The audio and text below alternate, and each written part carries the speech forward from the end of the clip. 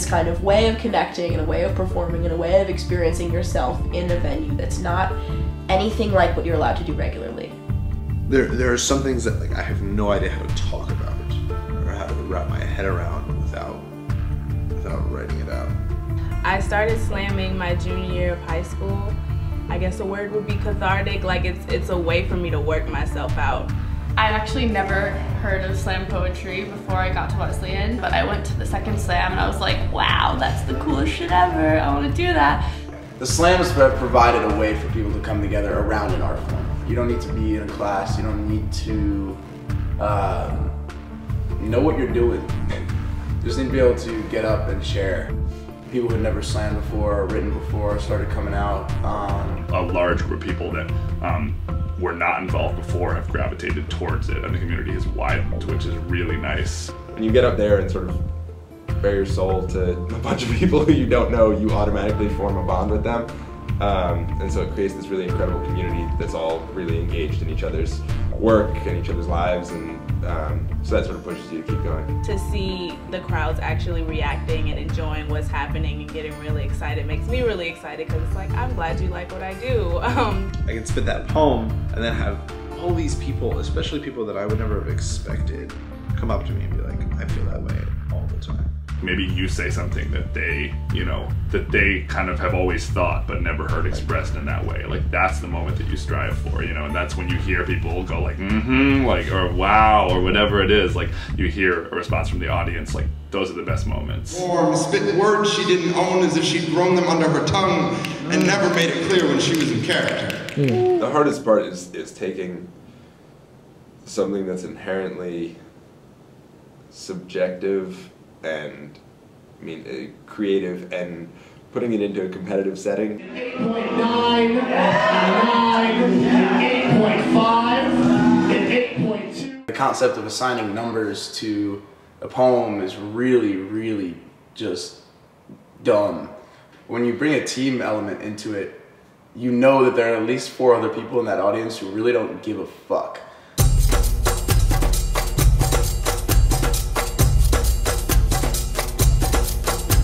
Being on a team is just, it's the most intensive and kind of sustained relationship with poets that I've ever had in terms of my own art.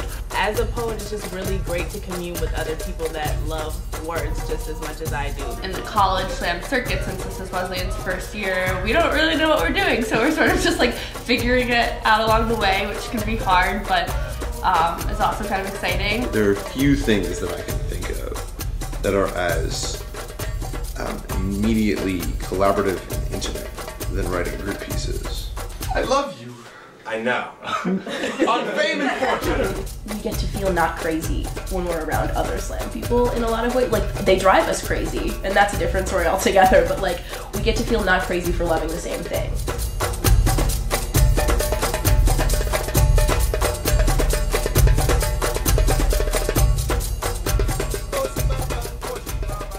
A few weeks ago we went to Wade Lewis. The Wade Lewis Invitational Poetry Slam.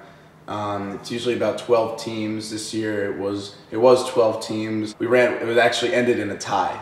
And as we tied, we were kicked out of the venue because time ran out. We pour outside, are in this circle outside in front of the student center. Like, nothing can stop slam once it starts, so it was a great experience. Wesleyan, who you putting up? Mike Rosen. And he goes and does eviction notice. And down Broadway, bumping Upper West Side water towers like old-time Cotton Club horn lines. And we ended up winning. And no one expected that. Like, it stopped being about the competition at a certain point. It was about like the connection with these people who you didn't know 2 days earlier.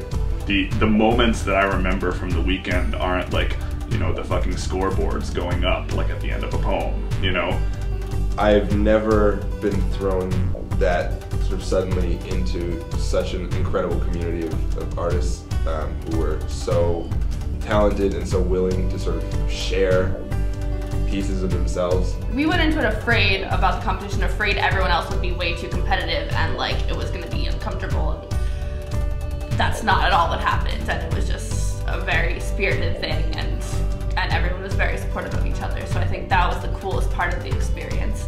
we realized these kids are like us. You know, they look at this the same way we do. They're looking at this as a way to come together and share art. That's what it was about, I think, for us, was the connection between people and getting a chance to meet each other and sharing the poems and not really caring about the results. So CUPSI is Poetry Slam Nationals in Ann Arbor, Michigan, and we've been preparing for days and days and days, which means evenings and evenings of frustration and work. A lot of it's just, you know, tweaking the nuances of how to put your poem out there. Write new pieces, write new group pieces, work on our old group pieces. It's a lot of mental preparation and excitement involved in these next few weeks. Just crazy beast mode writing group pieces recently. Whatever happens, we cheer for our friends, who end up being everyone by the end. So it's like there aren't really winners. It's a lot of poetry and a lot of poets. We are so stoked.